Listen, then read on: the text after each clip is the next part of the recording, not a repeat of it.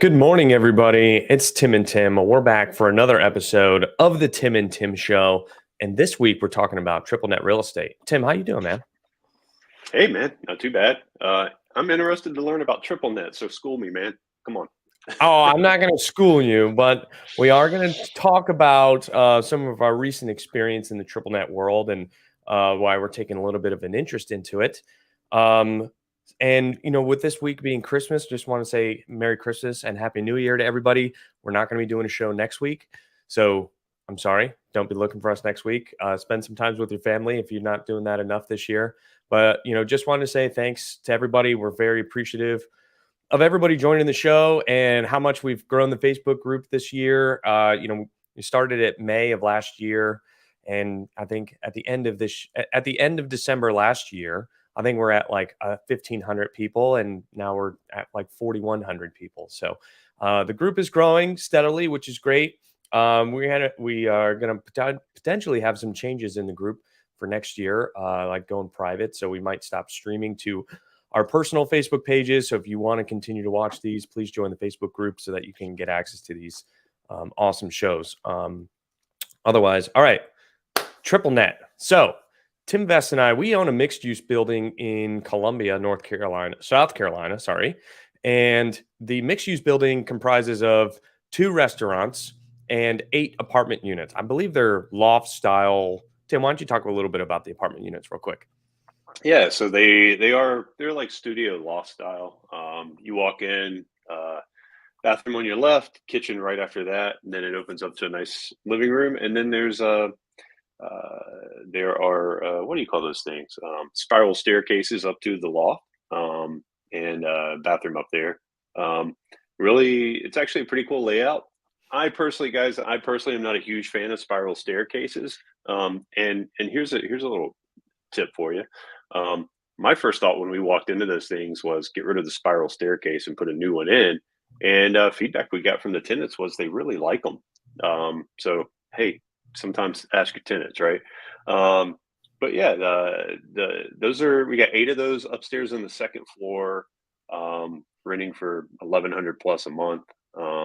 In a great location. You cannot be more in the middle of things in this town Yeah, than to be right there. this is downtown. I guess you could call it downtown Columbia. They call the area 5 Points. Yeah, downtown's a little bit of ways. Five Oh, Points sorry. is yeah, 5 Points is the area kind of where all a lot of the restaurants and bars and things like that are. It's a cool little hangout spot. Yeah. So yeah, we love that it's got some apartments up top. I come from a commercial real estate family up in Connecticut, and that's really all my family focused on buying. They had some smaller multifamily duplexes, triplexes, quads, things like that. But really, the bread and butter was the mixed use buildings. Um, so with that, we had, there's the 8 apartment units up top, and then there's 2 units on the bottom, which are triple net restaurants. And one half of it is called Eddie's Pizza. I think they're currently paying, oh, I don't know, call me a liar, $18 a square foot per year. And it might be somewhere around there. And I think it's going up over time. We bought the place and there was leases, already in place. And then the other half of it was called Southern Belly Barbecue, which the guy has vacated, and we're working on getting a new tenant.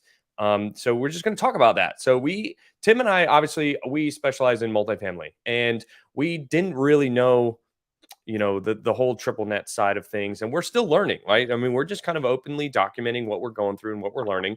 On that specific deal, we partnered with one of our GoBundance brothers, Joe Goldstein, and he owns a commercial triple net leasing agency down in Savannah, Georgia. So he's been a huge help. He's been kind of driving that side of the triple net things in order to teach Tim and I as we go and kind of learn the aspects of it and understanding the leasing and kind of the mindset, right? I mean, because it's the same thing. You're doing a value add deal. You're buying a place that's rented on a triple net basis, but might be under market rents. And you're going in and you're verifying the tenants, and you're doing all the same things as if you're renting out a residential apartment unit. You're doing it with a corporate. Maybe not always a corporate, but it could be a small and pop. You're doing it with a restaurant, right?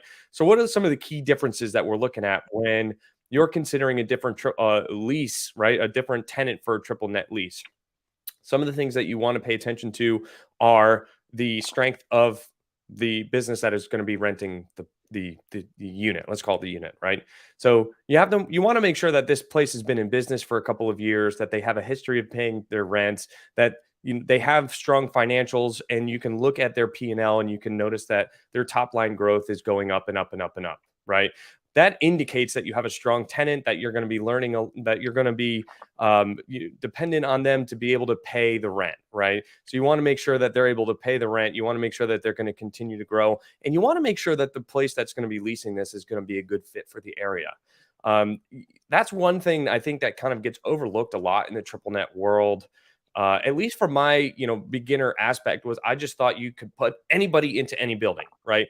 That's kind of how it was in the apartment space. As long as they pass the credit checks and the background checks and the W-2 income checks and all that kind of stuff, they could lease the unit no matter really who they were. And some of the ways that we would make sure that the tenants were a better suited for the property would be it changing like the requirements in order to meet the tenant rent restrictions and things like that, right? So like if you have to make 3 times the rent and the rent's $1,000 a month, you can get somebody that's only making $3,000 a month. But if the rent is $5,000 a month and they need to be making $15,000 a month, you can see how that kind of automatically classifies people into different brackets of where they can choose to live based on the rent. So you want to be paying attention closely to their income statement, their P&L, and their balance sheet. You want to take a look at their assets and their liabilities and their net equity in the business. I learned a lot of that, actually. I'm going to name drop here. I learned a lot of that from Kevin Marin. He runs a group called Blue Collar Mindset Millionaire, or something along those lines. And he specializes in acquiring businesses. And I've paid attention to a lot of his Facebook Lives, and he talks about how he's acquiring these businesses and paying attention to their balance sheets. And I come from a corporate finance background, so I understand accounting and financials and balance sheets and all that stuff very, very, very well. But I will admit where I was wrong here, and is that I didn't know how to use that in order to analyze a business if they could rent a space. So it was kind of a different mindset. It was kind of a little bit of a different trajectory of things that I had to pay attention to when you're going through that process of looking for a new tenant. Now, full disclosure here, I was not involved in any of that, but in the conversations that I've had with other people, especially Joe, about the leasing process at this building, that's how I've learned to incorporate all of the things that I'm watching from other people on social media, but on also having direct conversations with our primary business partner in this deal, because he has all of that experience. Hopefully that all makes sense. Tim, I feel like I lost you, and you're like, Am I really making that face? Because it's awful. No, I'm just listening. You're talking. Didn't didn't see an opportunity to interject there. So that's really good information. It all makes sense. And guys, it's really not that different, right? I mean, the only difference is on the triple net side. But I mean, at the end of the day, you're vetting tenants. yep. There's a lot of it that does carry over. And I think that's what gets lost in a lot of people when it comes down to the real estate stuff. There's all kinds of different asset classes in real estate, but at the end of the day, due diligence is largely the same across many of these things. Oh yeah, dude, the due diligence is absolutely the same on Yeah, the triple net building. You're still doing your inspections, you're getting the roof looked at, you're checking the yeah, foundation and all that other kind of stuff. yeah. But you're really deep diving into the I mean, leases themselves. yeah. So you're deep diving into the leases. So the lease structure is different, but you're still looking at leases and vetting leases. Hmm. You're vetting a tenant. Maybe that process is a little bit different, but you're basically vetting the viability of a tenant, which you do on multifamily as well. And then Tim mentioned Joe Goldstein. As we were going through the process of buying the one in Columbia, Joe was handling the retail side, I was handling the apartments. And what was funny is he and I were having conversations, two different assets, right? Different asset classes, same asset. Um, but the questions he was asking me and asking our broker were the same questions I was asking the broker. What's the condition of the mechanicals? Let's scope the lines. Let's go in and check the condition of the units, things like that. And it was the exact same thing. You're just looking at, sometimes you're just looking at commercial grade ovens instead of, residential grade ovens, things like that. And that's if you're doing a restaurant. So it's largely the same. A lot of these things carry over. So, the learning curve, it's not like when you first get into real estate and the learning curve's steep. It's the learning curve's a lot less steep, right? Mhm. Um, a lot of it just carries right over. Um, Yeah. Oh, absolutely. And yeah, I think the biggest piece. Let's talk about kind of the difference between when you're doing due diligence on the leases versus an apartment versus triple net. I know that in the apartment world, you're reading all the leases. You're making sure that the leases don't have any exclusions or like kind of weird agreements or contracts or anything. I can tell you, the one property that I own in Florence, one of the guys put down his own LVP flooring and therefore didn't have to pay his monthly rent for 6 months, which was only $300. So there was nothing I can do about it because he signed the lease in June and the lease is good until May and I bought it in August, right? So it was already in place. So I had to honor that. But you can guess who's got a huge target on his back come May 1st or May 31st or whatever. well, yeah, and so let me ask you a question. Was that in the lease? It Was that was, in the it was. lease? It was? Yeah, so it was written on the lease. It was, like, handwritten with a pen, and those are the things that you're looking out for. Like, you need to make sure that you get all of those leases because you need to make sure you need to make sure there's nothing written on there like that, right? But some of the other things that I'm checking when I'm checking a lease for an apartment complex is, what is their monthly rent? What is their security deposits? Do they say how many people are living in the apartment unit, right? So if it's a one-bedroom and they got 2 or 3 people living there, like, you wanna pay attention to that, especially when you're doing your walkthroughs. Like, you need to do all the lease audit stuff before your walkthrough so you can go through and, like, note all of these things as you're walking through them and double check. Because if they particularly have low rent and they're a problem tenant and their lease has 1 person, yet there's 3 people living there, like, you can evict them for lease violations, right? So you're Yeah. paying attention to that kind of stuff. And the last one that I like to watch for is pets. Do they say they have a pet? Yes or no? And if it's no, do they have one when you do the walkthroughs? And are they paying for the monthly pet rent? Hey, that's by the way, guys, that's something during DD a lot of people don't note, but you should note that. Like when you walk through and you see a pet in a unit, note it, and then go back and cross check it against the lease, right? Yep. Um, it can be an indication of a few things. One, it can be an indication on how well current management is actually keeping an eye on the property. But then two, it's also an indication of, are tenants paying for everything they should be paying for? Right. Um, but the reason I asked you about was it in the lease was because we've seen some situations recently, right, where things weren't in the lease, um, with some residential stuff.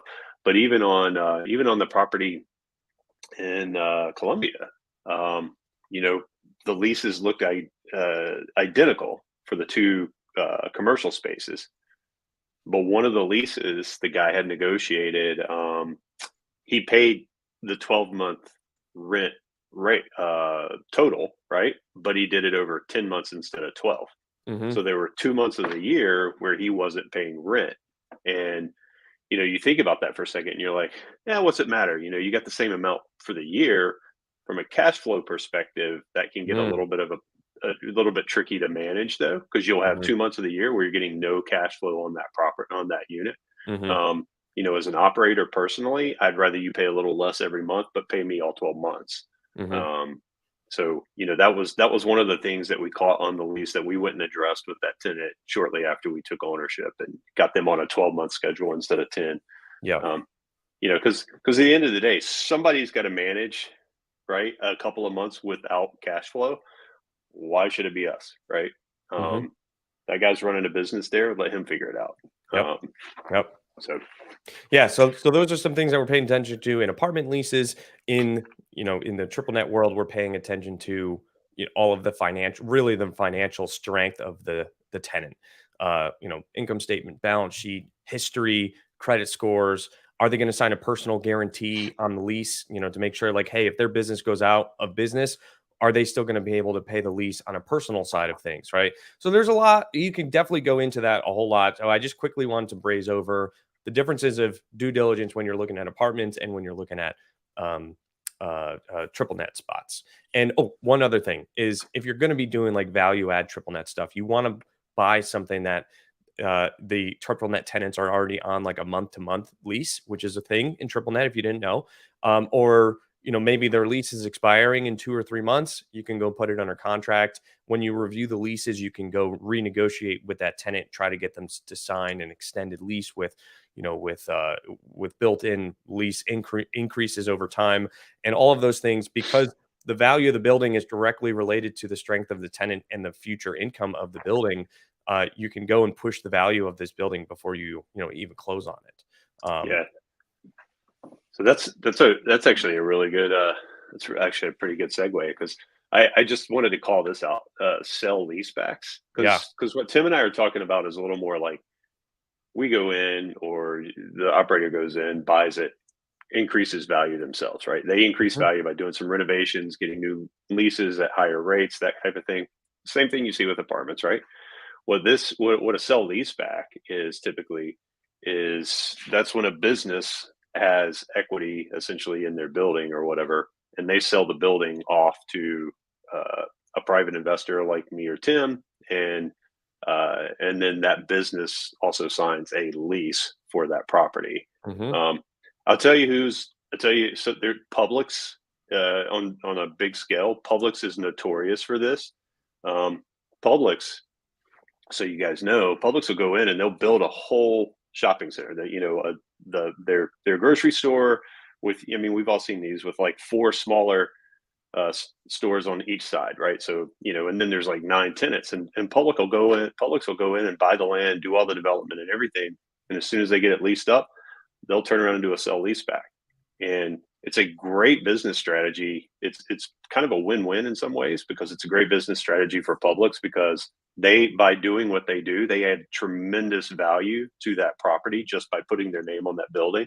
Mhm. So they tap into that value, they sell that equity off that they've created to some private investor, and that private investor walks into a very, very stable property, triple net property that's fully leased, and cash Mhm. flowing. It's actually a pretty good strategy. Yeah. I think I don't think that's what Tim and I are quite looking for, but That's an that's end game play, right? That's yeah, a yeah, hey, I've been playing the 1031 game for 25 years now. I'm going to sell this in 1031 into a Publix triple net place, and they got 15 or 30-year leases in place, and I'm just going to let it ride. yeah. I'm gonna do it, and then I'm gonna call Joe down in Georgia, and be like, Joe, I just bought a Publix. I need you to manage the leasing. Yeah. Yeah. Yeah. There you go. But yeah, also you could use salebacks if you're looking at local small businesses, because there's quite a few small businesses that own the building themselves, not just a Publix, but like even smaller HVAC, electrical, plumbing companies, Yeah. stuff like that. They might have built the building themselves. Same situation as Publix, just on a way smaller scale. You can go negotiate with them and say, "Hey, look, I see that you guys own the business, own the land in the building. How about you sell me the building? I'll triple net lease it to you." That unlocks a whole lot of liquidity for them, because they can go reinvest the money into their business. Now, Hmm. I'm going to cue into something that was kind of like the big aha moment for me, and I hope this is a aha moment for a lot of people here. Is that when a business owns their own real estate, they're not making as much money as if they could have triple net rented the space to increase their liquidity and invest into their business, because equity multiples on a business are 2, 3, 4x gross revenue, right? So they could go and invest $100,000 into their business and sell it for $400,000 more, right? Because if they can increase the revenue by hiring people and all this other kind of stuff, right? So, and if you look at it the other way, is that, well, they can take $100,000 and go put a down payment on a building and just save themselves $2 or $3,000 a month in rent, right? So the big limiting belief that I have is like, well, why would anybody not want to own the real estate? Because I'm a real estate guy. I'm not a business guy, right? So like I see the value in being able to push equity and push value in real estate, and they see the value in being able to increase the growth or the revenue of their business and their cash flow streams. So that was a big aha moment for me of why somebody would want to triple net lease a building rather than just own it themselves. Yeah. Yeah, there's some advanced strategies there, right? Like Hmm. what you're talking about, building your business, because businesses are valued completely different. real estate being, real estate's always been a little bit more of a long-term play, right? A Hmm. slow growth hold type of thing. But then the other thing that real estate does that maybe a business owner doesn't need at that point in time, real estate has a lot of offsets that come with it as well. So there may be guys just looking for that. You know, we, s- you see guys all the time saying, "Hey, I need depreciation. Let me go buy a building." That kind of Hmm. thing. So there's always somebody out there. What Tim's talking about, there's always somebody out there that has a different need, Hmm. and you get one person that has this need, another person that has this need, and they can just basically make a swap and fulfill each other's need. Then that's a really good partnership, right? Yeah, Um, because that guy buying the real estate could need the depreciation, and the guy selling the real estate that owns the bills business that wants to triple net lease it needs the liquidity to invest in his business. That's a win-win scenario there, folks. yeah, There's a man, I and love this game. There's so many ways to go around the board and keep playing. yeah, yeah, and what's crazy is every time I talk to somebody, it's like I come up with a different something, right? Like a different Mhm. strategy, a different twist. Hey, I'm getting close. I'm getting older, so at some point, I need to figure out how to like pass this stuff off to my daughter and have her pay the least amount of taxes possible. You So don't that'll look be a a day over complete. 29. Thank you, thank you. Can you not see the? Yeah. But I mean, as you get older, right? Like your goals change, your strategies change. So some of the things that we're talking about that I look at today and go, I'm not interested in that. Like 10 Mhm. years from now, I might be looking for that. Right, right. And there's Good always time and there's place. always a there's always a handsome 50 something out there looking for looking for way for something different than I am, right? Right. Well, yeah, so that's in definitely kind of looking at some triple net stuff now and trying to diversify the portfolio a bit, which kind of a good segue into the next building that I partnered with one of the guys who was a speaker at our Porsche driving event, mastermind, race cars and real estate in November. His name's Jace Perry. He lives here in my town in Wilmington, and he came across a smaller opportunity because what did I do? I put it out into the world. I said, "Hey, I'm looking for a triple net opportunity that's less than $1 million because I could take it down myself."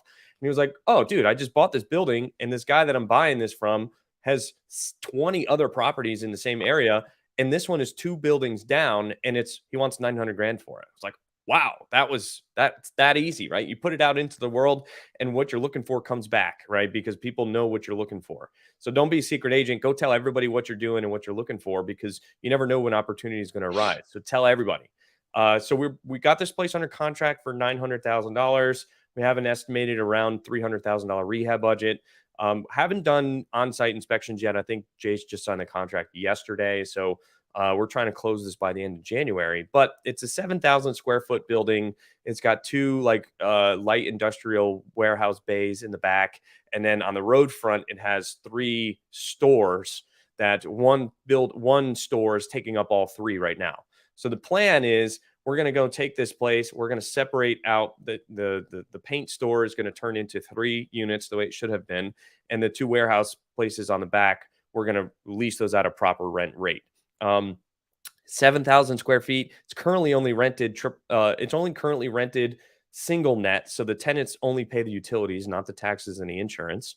So we're going to change it to a triple net lease, and it's currently making like $5,800 a month on 7,000 square feet.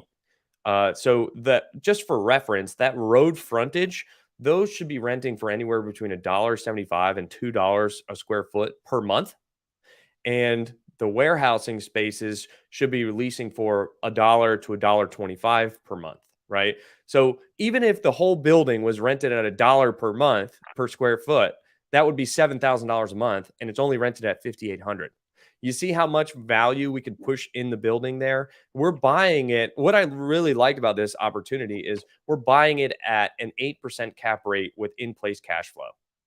As we go and push the income up, we're going to be able to revalue this a um at a 7 or 8% cap rate. And we've budgeted to kind of do some roof repairs if needed. I think it was replaced like 10 years ago, and TPL roofs are good for like 25. But we'll have inspections done. We'll check all the systems, the mechanicals. We'll scope the plumbing lines and make sure there's no issues. And then once we own this place, we'll start doing our renovation process. We'll change out the facade. We'll make it look a little nicer. We'll do the lighting and everything and kind of make it look nice. And that'll attract, from C-class tenants to A-class tenants, right? So you get, the higher end beauty salons and things like that if you make the place look better, right? And those places are willing to pay more money in rent.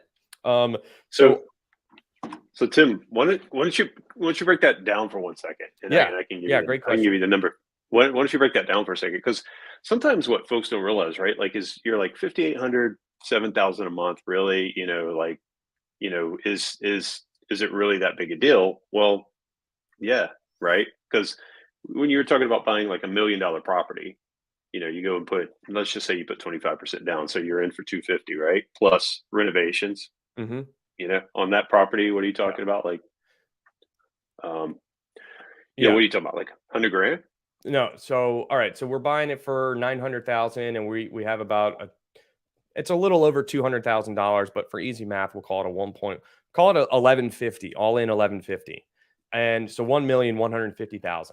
Currently grossing 5,800, 5,800 a month, which we just talked about. But the true gross, the pro forma gross income on this building should be closer to $18,000 or $19,000 per month. So we should be able to go in and triple the value, even at the same cap rate, because we're buying it with in-place cash flow, right? So the upstairs units, which is the 3 units, that's a total of 4,800 square feet, and those should be rented at $2 a square foot. And the downstairs is 7,200 square feet, and that should be rented at $1.25 per square foot per month, right? So that's if you do the math, that's how we come up to our $19,000 per month. Um, and if we do it on a triple net basis, our NOI is our income, right? So if we have $18,000 a month times 12, right? That's whatever. How much income is that a year? Like 200,000, 225,000, 216. 216. So then take that 216 and divide it by an 8% cap rate, which is what we bought the building at. And what's that value? Like 2.7 million. 2.7 million. So we'll be all in for, call it 1.2 million and exiting for 2.7 million conservatively at an 8% cap rate.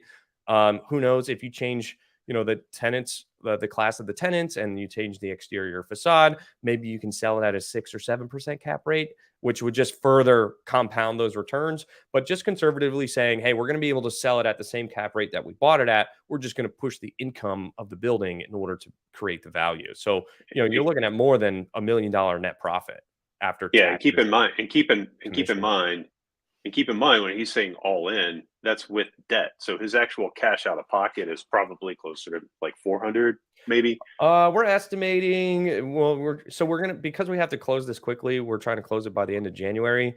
We're trying to get a hard money lender for 80% leverage. So call it $200,000 or $300,000 out of pocket. So two or And I three believe hundred the seller thousand. actually agreed to hold back 100,000. So let's just say conservatively, even if you're 300,000 out and you're creating 1.5 in That's a equity, huge equity multiple. that's Yeah. a hell of an equity multiple. Right, right.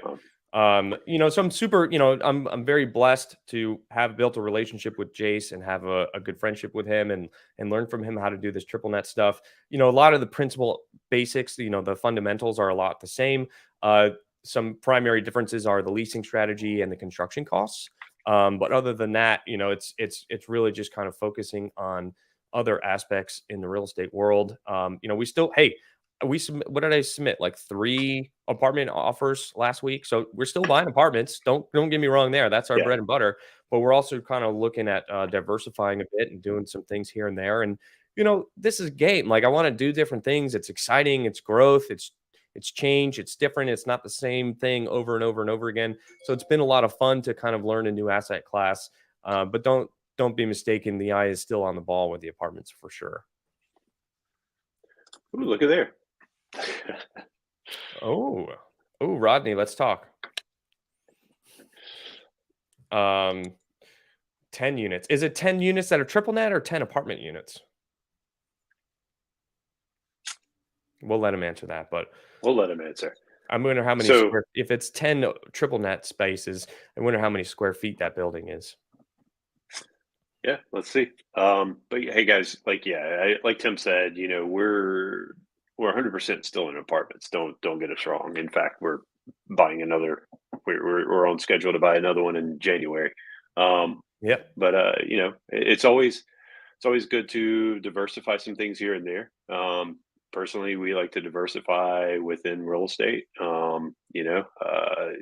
It's no different than diversifying your 401k between different funds and different stocks and things like that. Hmm. Apartment units. It's apartment units. Um, got it. So it's always good practice to do it within real estate as well. I don't know too many guys that have been doing this for a long time that are just in one. One of the guys that I lean on quite a bit for multifamily mentorship and capital raise mentorship. He started in houses, went to the apartments, started doing hotels. Now he's doing ground up development for mixed use. So, everybody, is looking for different ways to diversify. As they say, variety is the spice of life. Yeah, you wouldn't invest your whole 401k portfolio in Apple stock. So, definitely want to have 100% of your real estate holdings all in apartments as well. Now, Kind of wish I'd done that in '97 though. Mm. yeah. Yeah, well, hindsight's 2020, huh? Yeah, So, who knew? yeah, who knew? So, Except for the real estate guy, right? yeah, the real estate guy that's been doing it for 50 years, he's doing all right. So, Yeah. all right, everyone. Thanks for joining us this week. Appreciate everyone again for this awesome year. I want to wish everybody a Merry Christmas and a Happy New Year. And we will see you next year. Yeah. Merry Christmas, folks. Be safe out there and enjoy some downtime. Yeah. Seriously. See ya. See you guys.